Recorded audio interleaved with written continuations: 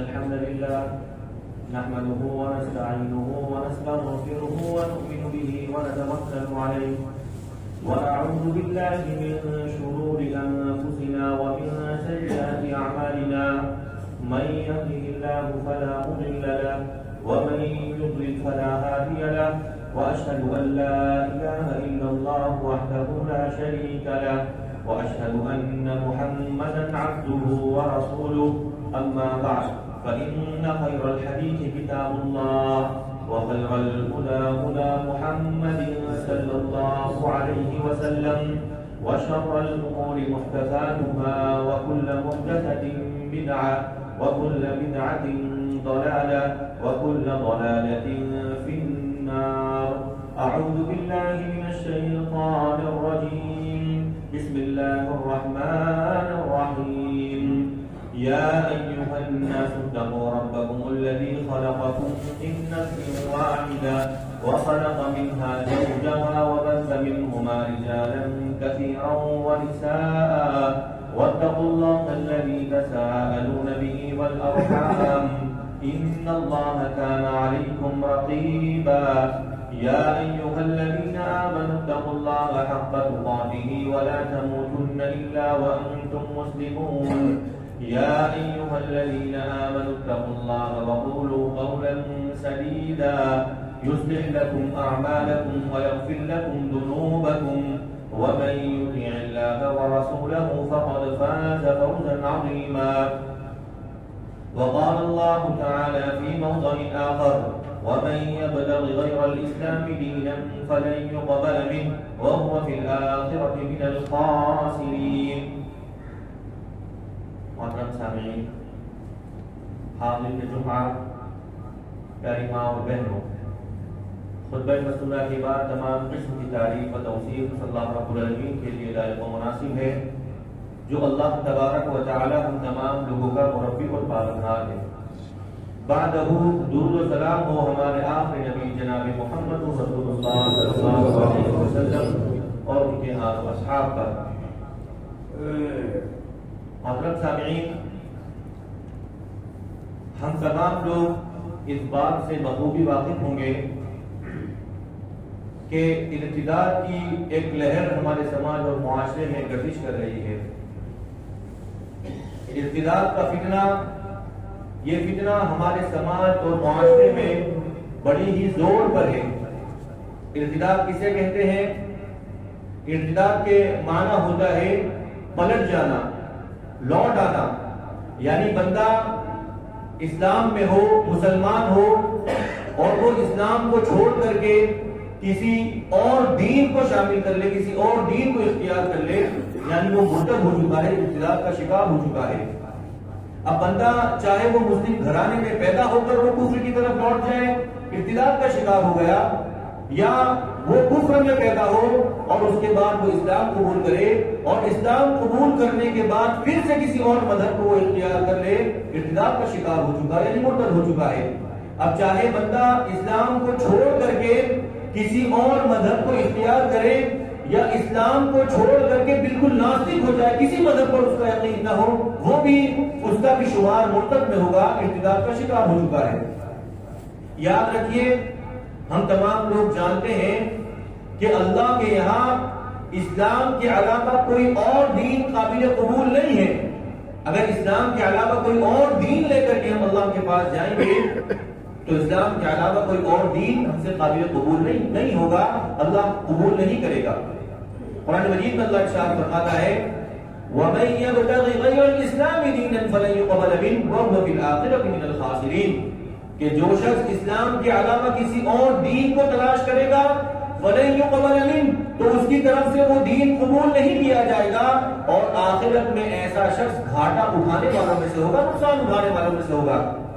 قرآن مجید کے ایک اور مقام پر اللہ ارشاد فرماتا ہے وَلَا يَزَالُونَ يُقَاتِلُونَكُمْ حَتَّى يَرُدُّوكُمْ عَنْ دِينِكُمْ إِنِ اسْتَطَاعُوا وَمَن يَرْتَدِدْ مِنكُمْ عَنْ دِينِهِ فَيَمُتْ وَهُوَ كَافِرٌ فَأُولَٰئِكَ حَبِطَتْ أَعْمَالُهُمْ فِي الدُّنْيَا وَالْآخِرَةِ وَأُولَٰئِكَ هُمُ الْخَاسِرُونَ۔ اللہ کفار کے تعلق سے کہتا ہے کہ ان کا اگر بس چلے، کفار کا بس چلے تو تمہیں اسلام سے پھیر دے، تمہیں مرتد کر دے، اگر ان کا بس چلے تو پھر اللہ کہتا ہے کہ جو شخص بھی مرتد ہوگا تو یاد رکھیے اس کے جتنے بھی اعمال ہوں گے جو اس نے حالت ایمان میں کیے ہوں گے، اللہ کہتا ہے تمام اعمال اس کے رائے کا وہ برباد کر دیے جائیں گے اور آخرت میں ایسا شخص جہنم کے حوالے کر دیا جائے گا اور گھاٹا اٹھانے والوں میں سے ہوگا۔ محترم سامعین یاد رکھیے ارتداد کا فتنہ، ارتداد یہ مسلمانوں پر انتہائی خطرناک چیز ہے کہ اسلام نے کفر کو تو برداشت کیا ہے، اگر اسلامی حکومت ہو وہاں پر کافر تو رہ سکتا ہے، ہم زور زبردستی اس سے ہم کلمہ نہیں پڑھوا سکتے، لا اکراہ فی الدین، لیکن اسلام نے مرتد کو برداشت نہیں کیا ہے کہ اسلام قبول کرنے کے بعد وہ پھر سے اسلام چھوڑ کر کسی اور دین کو اختیار کر لے، تو مرتد کو، ارتداد کو اسلام نے برداشت نہیں کیا ہے، یہاں تک کہ اسلامی شریعت میں اس کی سزا سزائے موت ہے۔ اللہ کے نبی ارشاد فرماتے ہیں من بدل دینہ فاقتلوہ، کہ جو شخص دین سے پھر جائے تو اسے قتل کر دیا جائے۔ یہ کب ہوگا؟ یہ اسلامی حکومت میں ہوگا۔ یعنی ارتداد کا فتنہ، ارتداد یہ ایک ایسی خطرناک چیز ہے ہم مسلمانوں پر کہ اسلام نے کفر کو تو برداشت کیا ہے لیکن ارتداد کو اسلام نے بالکل ذرہ برابر برداشت نہیں کیا۔ محترم سامعین یاد رکھیے اسلام یہ اللہ کی طرف سے ہمارے لیے ایک عظیم نعمت ہے، اللہ کی ہم پر بے شمار نعمتیں نچھاور ہیں، ہم شمار نہیں کر سکتے، اتنی نعمتیں اللہ رب العالمین کی ہمارے اوپر نچھاور ہیں۔ ان تمام نعمتوں میں سے عظیم نعمت ہی اسلام کی نعمت ہے۔ اگر یہ نعمت نہ ہوتی، اسلام کی عظیم نعمت نہ ہوتی تو نہ تو ہم دنیا کے اندر کامیاب ہو سکتے تھے اور نہیں اخروی زندگی میں ہم اپنے آپ کو کامیاب بنا سکتے تھے۔ یاد رکھیے اللہ نے ایک ایسی عظیم نعمت ہمیں دے دی ہے، ایسی عظیم نعمت سے ہمیں سرفراز کر دیا ہے کہ اس نعمت کے ذریعے ہم دنیا میں بھی ہم کامیاب ہو سکتے ہیں، ہم اپنی دنیا کو بھی سنوار سکتے ہیں اور اخروی زندگی کو، آخرت کو بھی ہم سنوار سکتے ہیں، آخرت میں بھی ہم کامیاب ہو سکتے ہیں۔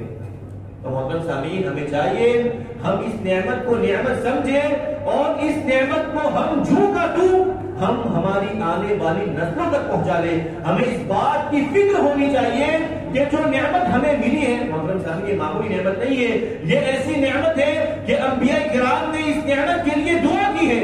لوط علیہ السلام نے اپنی بیوی کے لیے دعا کی ہے کہ اللہ اسلام کی دولت دے، نوح علیہ السلام نے اپنے بیٹے کے لیے دعا کی ہے اللہ اسلام کی دولت سے سرفراز کر، یہاں تک کہ اللہ کے نبی صلی اللہ علیہ وسلم نے بھی اپنے چچا کے لیے کوشش کی ہے کہ وہ اسلام لے آئے، لیکن انبیاء کرام کی دعاؤں کے بعد بھی انہیں اسلام کی اس عظیم نعمت سے اللہ نے سرفراز نہیں کیا۔ تو محترم صاحب ہم کتنے خوش نصیب ہیں کہ یہ نعمت ہمیں بن مانگے مل گئی ہے، بغیر ہاتھ اٹھائے اللہ رب العالمین نے اس نعمت کو ہماری جھولی میں ڈال دیا ہے۔ ہمیں شکر ادا کرنا چاہیے اللہ رب العالمین کا، اور اس کے بعد ہمارے والدین کا۔ کبھی کبھار اگر ہم والدین کے احسان کو ہم سوچنا چاہیں تو یہی احسان والدین کا کافی ہے کہ ہمارے والدین کے ذریعے ہمیں اسلام مل گیا، وراثت میں ہمارے والدین نے اسلام کو ہماری جھولی میں ڈال دیا کہ ہم نے جب ہماری آنکھیں کھولی تو ہمارا گھرانہ یہ مسلمان گھرانہ تھا، ہماری پرورش ہوئی مسلمان گھرانے میں ہوئی، اور انشاءاللہ اللہ کی ذات سے ہم امید کرتے ہیں ہماری وفات ہوگی تو اسی اسلام پر ہوگی۔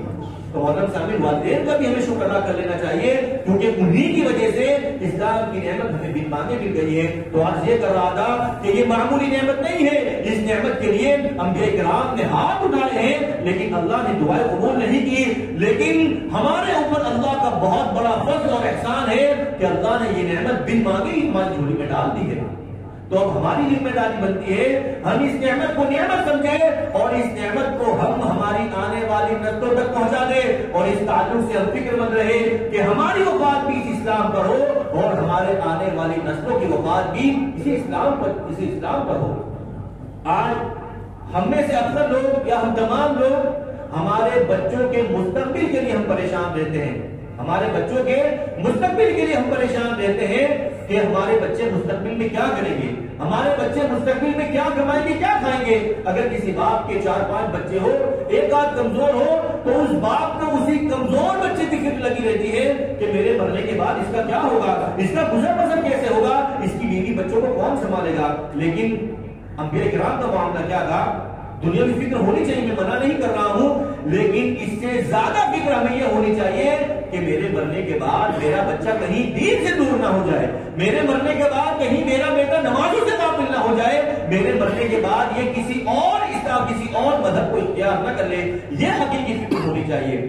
آج ہم نے اسلام کو جو کا تو ہماری نسلوں تک نہیں پہنچایا، بہت ساری کمیاں، بہت ساری کوتاہیاں ہو گئی، اسی وجہ سے آج ہماری بچیاں اور ہمارے بچے مرتد ہو رہے ہیں، ارتداد کا شکار ہو رہے ہیں، ہماری بچیاں یہ غیروں کے ساتھ بھاگ کر کے نکاح کر رہی ہے اور اسلام جیسے عظیم نعمت سے وہ ہاتھ دھو رہی ہے، ہمارے بچے یہ اسلام جیسی عظیم نعمت سے ہاتھ دھو رہے ہیں۔ اس میں کمی اور کوتاہی ہم والدین کی، ہم ماں باپ کی ہے کہ ہم نے اسلام کو، جو اسلام ہمیں ہم وراثت میں ملا ہے، ہم نے جو کا تو اسلام پہنچانے کی کوشش نہیں کی، بلکہ بہت ساری کمیاں اور کوتاہیوں کے ساتھ ہم نے اس اسلام کو ہمارے نسلوں تک پہنچایا ہے۔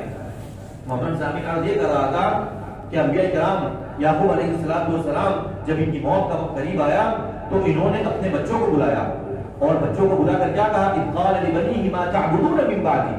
جب باپ کی موت کا وقت قریب آتا ہے تو اپنے بچوں کو نصیحت کیا کرتا ہے، اپنے کاروبار کو لے کر کے بھائی مل کر رہنا، یعنی صرف اور صرف دنیاوی نصیحتیں انہیں کرتا ہے۔ لیکن یعقوب علیہ السلام جب اپنے بچوں کو نصیحت کر رہے ہیں تو انہوں نے یہ نہیں کہا کہ میرے بعد سلطنت کس طرح چلے گی، حالانکہ جس وقت یعقوب علیہ السلام نے اپنی اولاد کو بلایا تھا، ان کی 12 اولاد تھی، اس میں سے یوسف علیہ السلام یہ مصر کے بادشاہ بن چکے تھے، مصر کی مکمل سلطنت ان کے ہاتھ میں تھی، لیکن یہ سوال بالکل نہیں کیا کہ میرے بعد اس سلطنت کو کس طرح چلاؤ گے، نہیں، بلکہ سوال کیا ما تعبدون من بعدی، کہ میرے بعد تم کس کی عبادت کرو گے، میرے بعد کہیں تم بھٹک تو نہیں جاؤ گے، اللہ کی عبادت کو چھوڑ کر، اللہ کے در کو چھوڑ کر کسی اور کا در تو اختیار نہیں کر لو گے۔ یہ بات کو فکر ہونی چاہیے اپنی اولاد کے تئیں کہ میرا خاتمہ بھی اسی ایمان پر ہو اور میری اولاد کا خاتمہ بھی اسی ایمان پر ہو، جس طرح انبیاء کرام کو فکر ہوا کرتی تھی کہ وہ مرتے وقت فکر کر رہے ہیں، اپنی اولاد سے کہہ رہے ہیں ما تعبدون من بعدی، کہ بتاؤ میرے بعد تم کس کی عبادت کرو گے۔ یہاں تک کہ باپ کو تو یہ بھی فکر ہونی چاہیے کہ میرے بچے میرے جانے کے بعد، میرے مرنے کے بعد نماز ادا کریں گے کہ نہیں کریں گے، نماز پر قائم رہیں گے یا نہیں رہیں گے۔ ابراہیم علیہ السلام اللہ سے کیا دعا کرتے ہیں، رب اجعلنی مقیم الصلاۃ ومن ذریتی، اے اللہ مجھے بھی تو نماز کا پابند بنا دے، اور اللہ میرے آنے والی نسلوں کو، میری ذریت کو بھی تو نماز کا پابند بنا دے۔ فکر ہونی چاہیے، ہر باپ کی ذمہ داری ہے وہ اپنی اولاد کے تئیں یہ فکر پیدا کرے کہ اس کی آخرت کا کیا ہوگا، اپنی آخرت کے ساتھ ساتھ اس کی آخرت کا کیا ہوگا۔ لیکن اللہ خیر کرے، آج جیسے باپ ہمیں نظر آتے ہیں جو خود تو دیندار ہیں لیکن اپنی اولاد کے تعلق سے وہ بالکل بے فکر نظر آتے ہیں، خود تو نماز قائم کرتے ہیں لیکن وہ جانتے ہیں کہ ہماری اولاد نماز سے کوسوں دور ہے، وہ جانتے ہیں کہ ہماری اولاد دین سے کوسوں دور ہے، لیکن انہیں ذرہ برابر فکر لاحق نہیں ہوتی اپنے اولاد کے سلسلے میں۔ یاد رکھیے، اگر تم دیندار بن جاؤ، تم نمازی بن جاؤ، لیکن اپنی اولاد کے تئیں تم بے پرواہ ہو جاؤ، لاپرواہ ہو جاؤ، تو تمہاری یہ نمازیں اس قابل نہیں ہوگی کہ تمہیں اللہ کے عذاب سے بچا لے، تمہاری نمازیں اس قابل نہیں ہوگی کہ تمہیں جنت کا مستحق بنا دے اور اللہ کے عذاب سے تم بچ جاؤ گے، تمہاری نمازیں اس قابل نہیں ہوگی۔ قرآن مجید میں اللہ نے جہنم سے بچنے کا حکم دیا تو صرف اور صرف اپنی ذات کے تئیں نہیں، اللہ کیا فرماتا ہے، یا ایھا الذین آمنوا قوا انفسکم واہلیکم نارا، اے وہ لوگوں جو ایمان لائے ہو، سب سے پہلے اپنے آپ کو اور اس کے بعد اپنے اہل و عیال کو بھی جہنم کی آگ سے بچانے کی کوشش کرو۔ اب یہ کیسے ممکن ہو سکتا ہے کہ میں خود تو مکمل تیاری کر لوں جہنم کے عذاب سے بچنے کی اور اپنی اولاد کے دل میں بے فکرہ ہو جاؤں؟ تو یاد رکھیے یہ میری صرف اور صرف تیاری یہ مجھے اللہ کے عذاب سے نہیں بچا سکتی۔ تو محترم سامعین، ہماری سب سے بڑی ذمہ داری کیا ہے کہ جو اسلام ہم تک پہنچا ہے، ہماری ذمہ داری ہم اپنی اولاد کے تئیں فکر مند رہیں کہ یہی اسلام ہم ان کو دیں، کچھ کمی کوتاہی کیے بنا، اور ہماری فکر ہو کہ ہمارا خاتمہ بھی اسی اسلام پر ہو اور ہماری آنے والی نسلوں کا خاتمہ بھی اسی اسلام پر ہو۔ یاد رکھیں کہ ابتدا کی کوئی معمولی چیز نہیں۔ ابو بکر صدیق رضی اللہ تعالیٰ عنہ جب خلیفہ بنے تو بہت سارے فتنے ان کے سامنے رونما ہوئے، بہت سارے فتنوں کو انہوں نے اپنی آنکھوں سے دیکھا، لیکن سب سے پہلا جو کام انہوں نے کیا، جس فتنے کا خاتمہ کرنے کی سب سے پہلے انہوں نے کوشش کی، وہ ارتداد کا فتنہ تھا۔ ابو بکر صدیق رضی اللہ تعالیٰ عنہ جب محاسن بیان کرتے ہیں تو سب سے پہلا محاسن یہی بیان کرتے ہیں کہ مرتدین سے، ارتداد میں شامل ہونے والے لوگوں سے، مرتد ہونے والے لوگوں سے انہوں نے جنگ کی ہے، اور یہ ابو بکر صدیق رضی اللہ تعالیٰ عنہ کا ہم پر بہت بڑا احسان مثال ہے کہ انہوں نے اپنی طاقت کے زور سے اس فتنے کو دبانے کی کوشش کی. تو محترم سامعین، آئیے ہم اسباب کو جاننے کی کوشش کرتے ہیں کہ وہ اسباب کیا ہے جس کی وجہ سے آج ہماری بچیاں دین سے دور ہے، ہماری بچیاں یہ مرتد ہو رہی ہیں، ہمارے بچے ارتداد کا شکار ہو رہے ہیں، اسلام کو چھوڑ کر کے کوئی اور دین اپنا رہے ہیں. آج ہم اسباب جاننے کی کوشش کرتے ہیں. سب سے پہلا اور بنیادی سبب ہے وہ یہ ہے کہ دین سے دوری.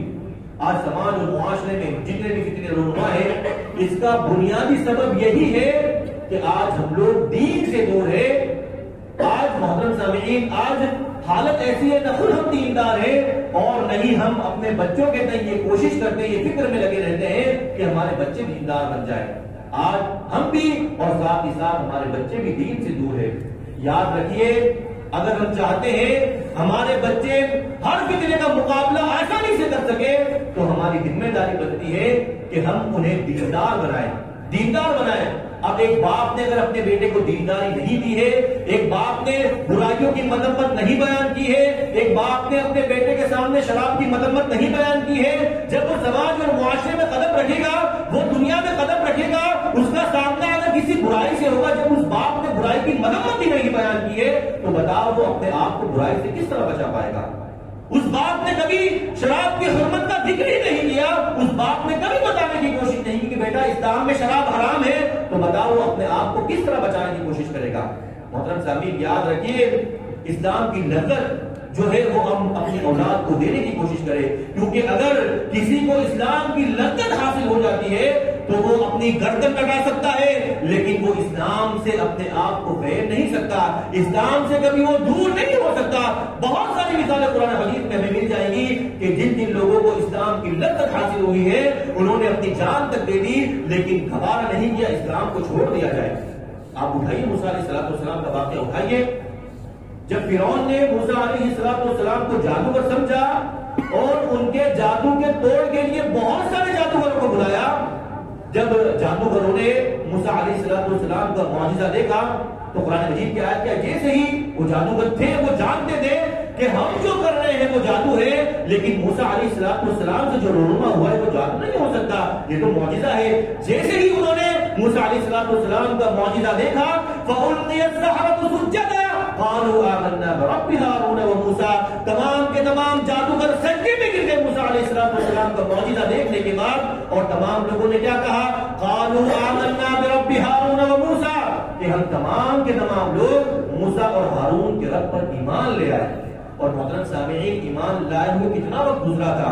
معمولی کچھ منٹ ہی گزری تھی، لیکن ایمان کی لذت انہیں مل چکی تھی. جب فرعون نے دیکھا کہ تمام کے تمام جادوگر یہ ایمان لے آئے تو انہیں دھمکی دیتے ہوئے کیا کہا؟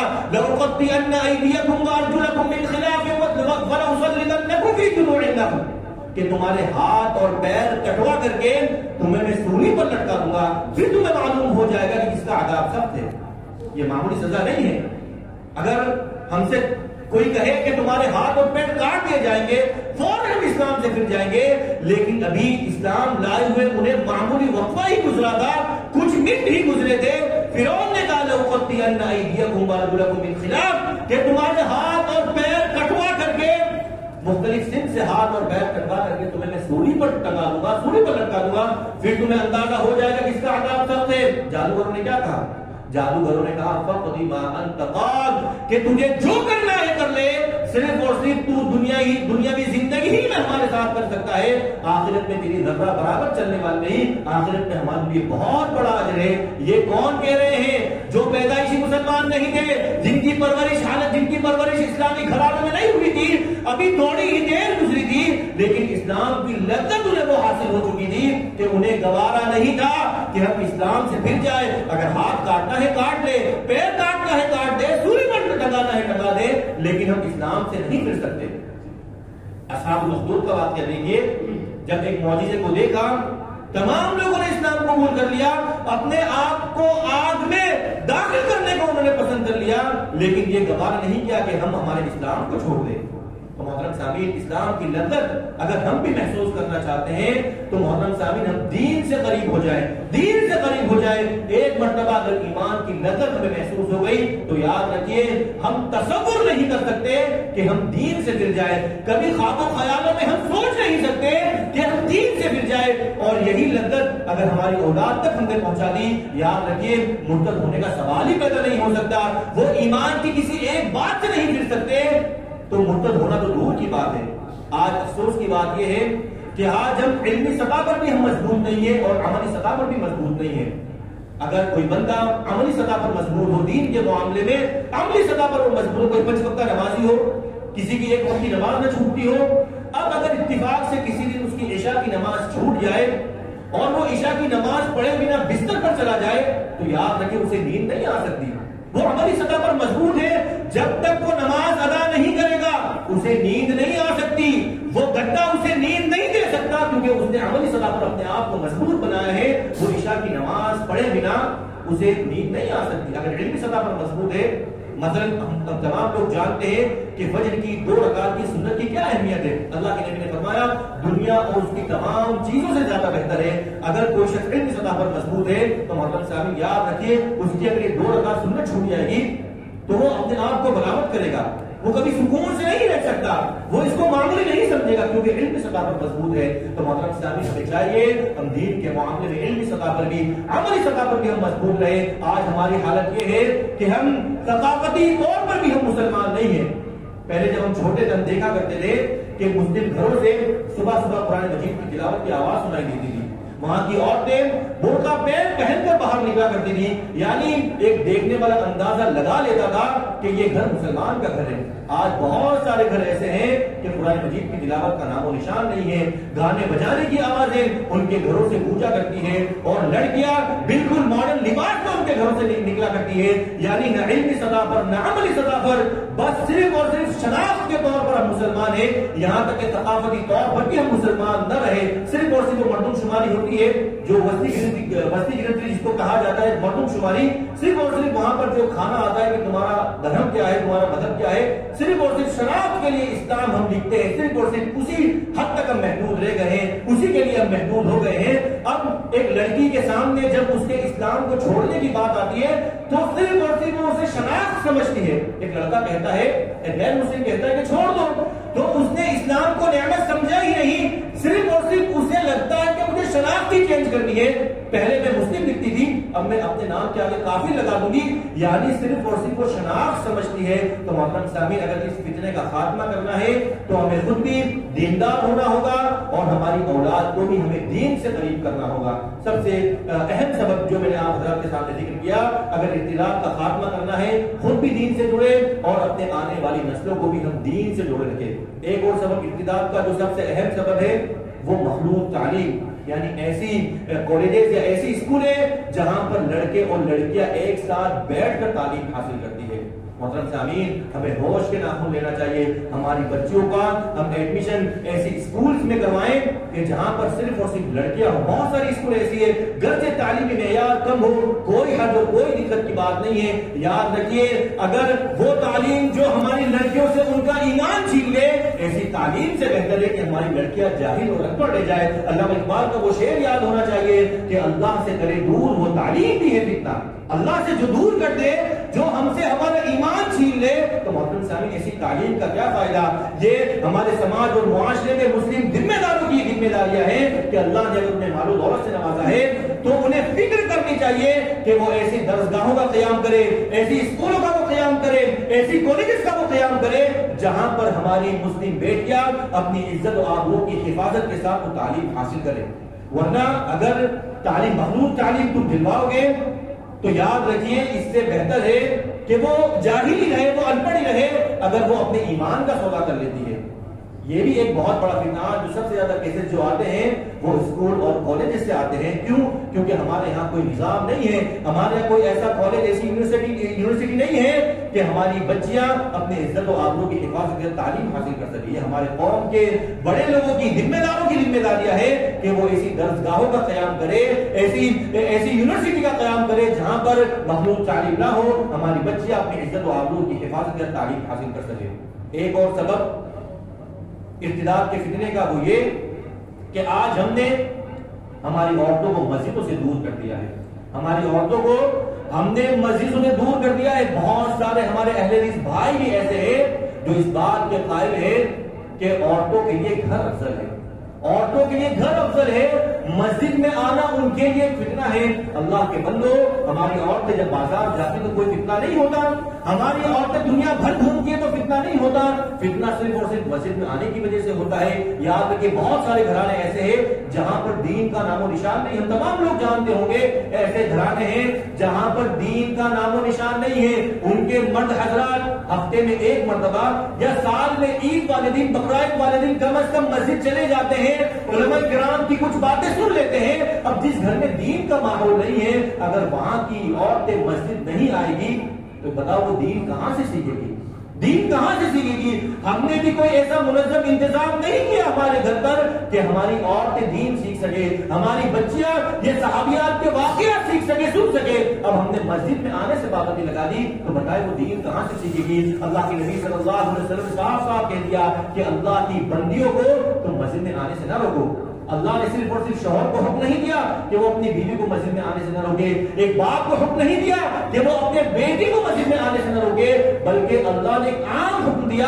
یعنی اس حکم میں ذمہ دار بھی شامل, جو مسجد کے ذمہ دار ہے وہ عورتوں کے لیے مسجد میں آنے کی کسی قسم کی کوئی پابندی نہ لگائے. یہ حکم عام ہے. اللہ کے نبی نے کیا فرمایا کہ تم اللہ کی بندیوں کو, اللہ کی باندیوں کو مسجد میں آنے سے نہ روکو. تو محترم سامعین, اگر عورتوں کے اندر کچھ دینی بیداری اگر ہم اجاگر کرنا چاہتے ہیں تو اس کا ایک طریقہ یہ بھی ہے کہ ہم عورتوں کو مسجد سے جوڑے.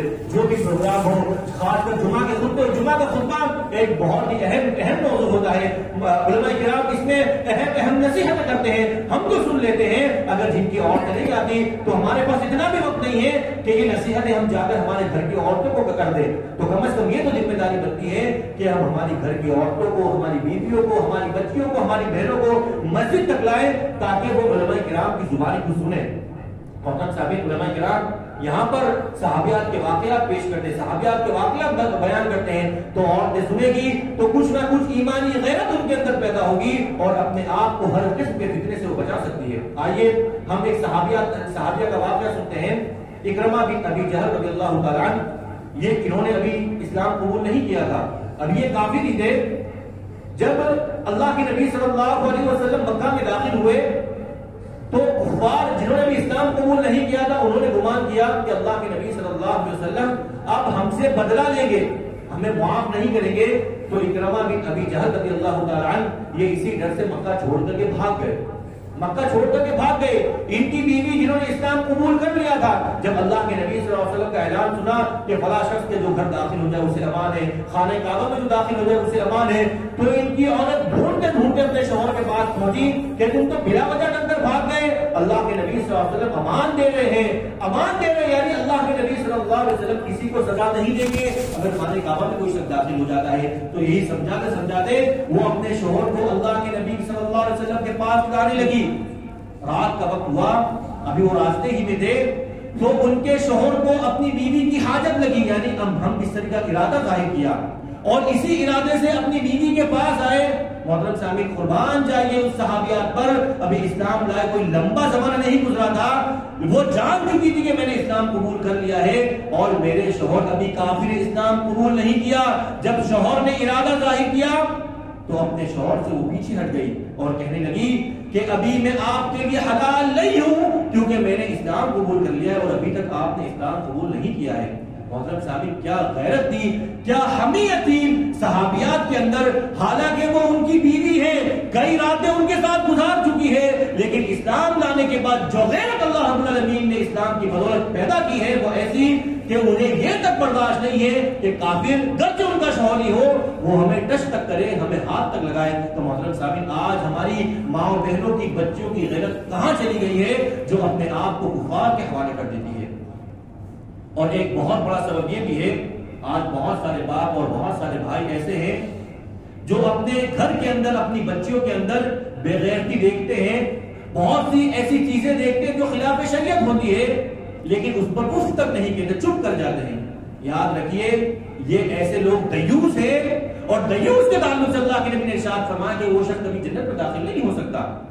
جو اپنے گھر والوں کے اندر، اپنی بچیوں کے اندر، اپنے بچوں کے اندر بے حیائی دے کے، بے غیرتی دے کے، اس کے باوجود بھی وہ کچھ نہ کہے، چپ کر لے جائے، صبر کر لے، یہ دیوس ہے۔ اور دیوس کے تعلق سے اللہ کے نبی نے ارشاد فرمایا ثلاثۃ قد حرم اللہ علیہم الجنہ، کہ 3 قسم کے لوگ ایسے ہیں جس پر اللہ نے جنت حرام کر دی ہے۔ مدمن الخمر، شراب کا عادی، جو حد سے زیادہ شراب پیتا ہو، عادی ہو چکا ہو، اللہ نے جنت حرام کر دی ہے۔ والعاق لوالدیہ، والدین کا نافرمان، اس پر بھی اللہ نے جنت حرام کر دی ہے۔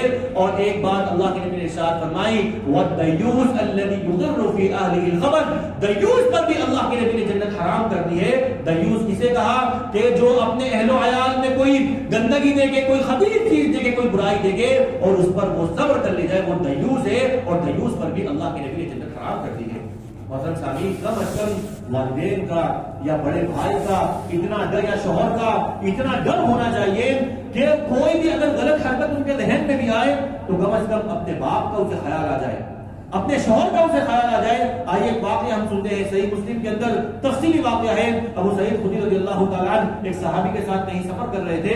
غزوہ خندق کے بارے میں آپ حضرات نے سنا ہوگا۔ ابو سعید خدری رضی اللہ تعالیٰ عنہ اپنے ایک ساتھی کو ایک گھر کی طرف اشارہ کرتے ہوئے کہتے ہیں کہ وہ گھر دیکھ رہے ہو؟ وہ ساتھی کہتے ہیں ہاں دیکھ رہا ہوں، کیا کہنا چاہتے ہیں بتاؤ؟ تو کہتے ہیں آؤ تمہیں اس گھر میں رہنے والے ایک صحابی کا واقعہ سناتا ہوں۔ وہ گھر مدینہ کے اندر غزوہ خندق کے قریب تھا، جہاں پر جنگ ہوئی تھی وہاں سے وہ قریب تھا۔ ابو سعید خدری رضی اللہ تعالیٰ عنہ کہتے ہیں آؤ تمہیں ایک صحابی کا واقعہ سناتا ہوں۔ اسی صحابی کا یہ گھر ہوا کرتا تھا۔ بولے یہ صحابی اللہ کے نبی صلی اللہ علیہ وسلم نے غزوہ خندق کے موقع پر ہم تمام لوگوں پر کام تقسیم کر دیا تھا کہ فلاں صحابی کو اتنا حصہ کھودنا ہے، فلاں کو اتنا کھودنا ہے، سب پر کام اللہ کے نبی نے تقسیم کر دیا تھا۔ اور ایک صحابی تھے جن کی ابھی نئی شادی ہوئی تھی، حدیث کے الفاظ ہے کہ ابھی ان کی نئی شادی ہوئی تھی۔ وہ اللہ کے نبی صلی اللہ علیہ وسلم کے پاس روزانہ دوپہر کے وقت آتے اور کہتے اللہ کے نبی ابھی نئی شادی ہوئی ہے، اپنی بیوی سے میں ملنا چاہتا ہوں۔ اللہ کے نبی اسے اجازت دے دیتے۔ یہ واقعہ چلتا رہا، وہ آتے روزانہ دوپہر میں آتے، اللہ کے نبی سے اجازت مانگتے، اللہ کے نبی اجازت دے دیتے۔ ایک مرتبہ ایک دن کی بات ہے کہ وہ اللہ کے نبی صلی اللہ علیہ وسلم کے پاس آئے اور انہوں نے اجازت مانگی۔ اللہ کے نبی نے اجازت دیتے ہوئے کہا خذ علیک سلاحک ورمحک، اے صحابی رسول کوئی ہتھیار اپنے ساتھ لے لو، ممکن ہے کوئی دشمن تمہیں پالے اور تمہارا کام تمام کر دے، تو اپنی حفاظت کے لیے کوئی ہتھیار اپنے پاس رکھ لو۔ وہ کہتے ہیں ابو سعید خدری رضی اللہ تعالیٰ عنہ کہ اللہ کے نبی صلی اللہ علیہ وسلم کہنے پر انہوں نے ایک تیر اپنے اندر میں لی، یعنی ایک تیر کے ساتھ وہ نکل گئے۔ مکمل راستہ گزر گیا، کسی کافر سے، کسی منافق سے، کسی یہودی سے ان کی ملاقات نہیں ہوئی۔ جب وہ اپنے گھر کے قریب پہنچے تو انہوں نے کیا دیکھا کہ ان کی بیوی جن سے ابھی ان کی شادی ہوئی ہے، ان کے گھر کے دروازوں کے دونوں پٹ کھلے ہوئے ہیں اور ان کی بیوی چہرہ کھولے ہوئے باہر کھڑی ہے۔ محترم سامعین، ہم برداشت کر سکتے ہیں؟ صحابی رسول جو غیور قوم تھی وہ ان کو برداشت نہیں تھا کہ ان کی عورت کسی غیر مرد سے بات کرے ادھر کی نہ، انہیں یہ بھی برداشت نہیں تھا کہ وہ چہرہ کھول کر سامنے آ جائے۔ جیسے ہی اپنی بیوی کو دیکھا کہ گھر کے باہر چہرہ کھول کر کے کھڑی ہے، محترم سامعین اس صحابی کو جو انتہائی غیور صحابی، اس صحابی کی غیرت نے گوارا نہیں کیا۔ جو تیر اللہ کے نبی صلی اللہ علیہ وسلم نے دی تھی اسی تیر کو اپنی بیوی پر تان دیا کہ لاؤ اسی کا کام تمام کر دیتا ہوں۔ یہ کیسی عورت ہے جو اپنا چہرہ کھول کر باہر کھڑی ہے؟ محترم سامعین، اگر ایسا شوہر ہو تو بتاؤ اس کی بیوی کبھی بھی غلط حرکت کرے گی؟ وہ 1000 مرتبہ سوچے کہ میرا شوہر کیسا ہے، میں شوہروں کو ظلم کرنے کی اجازت نہیں دیتا، پیار محبت سے رہے، لیکن ساتھ ہی ساتھ اپنی بیوی پر، اپنی بچیوں پر، اپنی بہنوں پر، یعنی ایسے معاملات میں سختی کرے کہ کسی غیر محرم کے سامنے نہ جائے، کسی غیر محرم سے وہ بات نہ کرے، بلا ضرورت اپنے گھر سے باہر نہ نکلے۔ وہ صحابی رسول تھے، اپنی بیوی کو جب دیکھا کہ چہرہ کھول کر کے باہر کھڑی ہے، وہ جو تیر جو اللہ کے نبی نے دیا تھا اپنی بیوی پر تان دیا کہ لاؤ آج اسی کا کام تمام کر دیتا ہوں۔ قریب تھا کہ وہ تیر چھوڑ دے، ان کی بیوی نے دیکھا کہ میرے شوہر تیر چھوڑنے والے ہیں، ان کی بیوی نے چلاتے ہوئے کہا اخفف علیک رمحک، اے میرے شوہر تو تیر نہ چھوڑنا، میری جان نہ لینا، پہلے آ کر دیکھ تو صحیح میں گھر سے باہر کیوں نکلی ہوں۔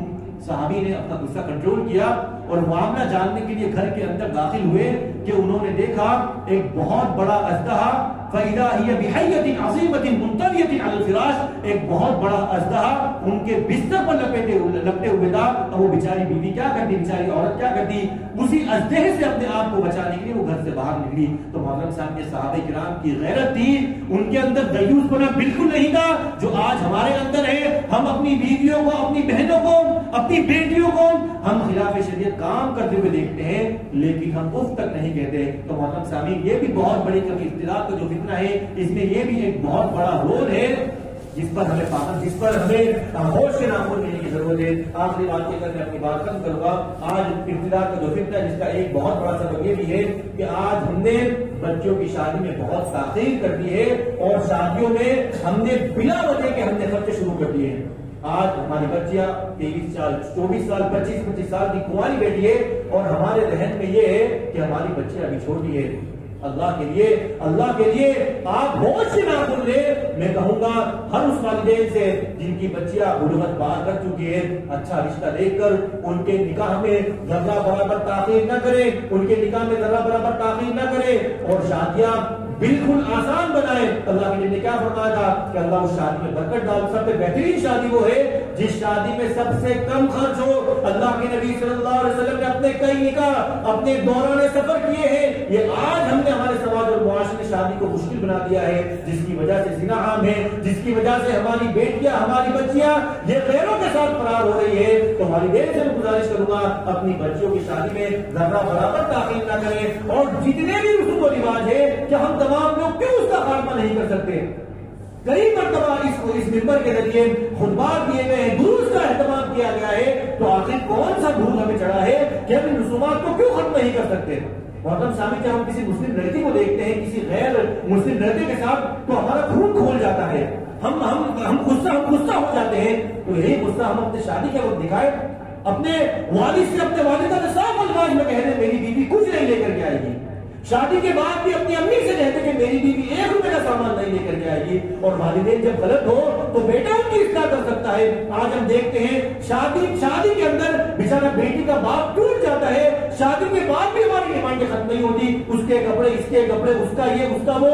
شوہر کی ذمہ داری ہے کہ صاف صاف اپنی ماں سے اپنے والد سے کہہ دے کہ میری بیوی آ گئی ہے، اب اس کے بعد کوئی سامان لے کر نہیں آئے گی، کہہ دے. اور اس میں کوئی حرج اور کوئی دقت کی بات نہیں ہے. آخر یہ رسم کب ختم کریں گے؟ ہم مر جائیں گے، اس کے بعد تک رسم ختم نہیں ہوگی. یاد رکھیے میں گھر کے ذمہ داروں سے کہوں گا وہ آگے آئے اور ان رسومات کا خاتمہ کرے، کیونکہ کہیں نہ کہیں یہ بھی وجہ ہے آج غریب بیٹیوں کی شادی نہیں ہو رہی ہے. آج غریب بیچاری بیٹیاں 30 سال ہو کر کے وہ کماری بیٹی ہے. تو بتاؤ ارتداد کے فتنے میں وہ ارتداد کا شکار ہو کی نہیں ہوگی، وہ مرتد ہو کی نہیں ہوگی. یہ کچھ اسباب تھے جو میں نے آپ حضرات کے سامنے لکھ کے تقریب اللہ سے دعا کرتے ہیں کہ اللہ رب العالمین ارتداد کے فتنے سے ہماری حفاظت فرما.